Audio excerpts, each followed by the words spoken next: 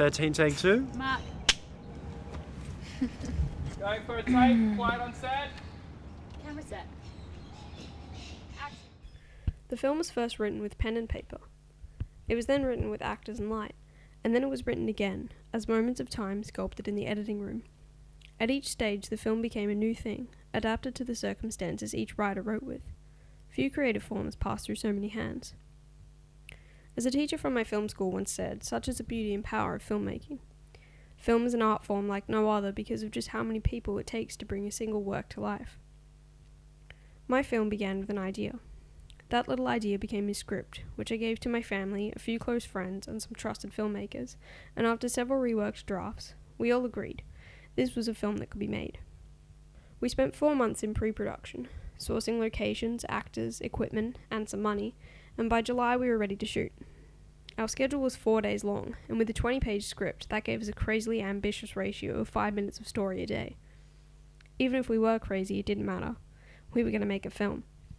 The passion pulsed through every person, every day of production, even at 5 o'clock in the morning, as we got up in the dark and drove with still frosty windows to beat the sunrise to set. Nothing teaches you more about film than making one. As a third-time but still naively new director, I learned more about performance in those 4 days than I had in my entire life.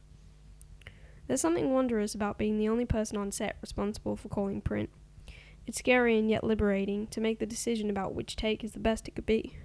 Which performance gripped you, left you wanting more, made you laugh because you believed it? Which one engulfed you so much you forgot to call cut?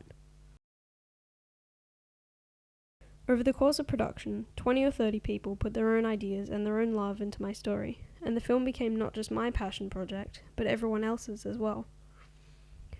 The film is in post now, being written again in the editing room, as my teacher put it. It'll be complete by the end of the year, to be seen in film festivals and watched by our family and friends who supported our journey.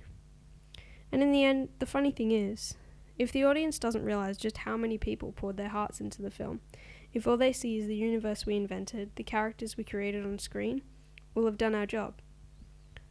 The same teacher said to me, "As an artist, you've picked the most expensive canvas to paint on. You'd better paint well."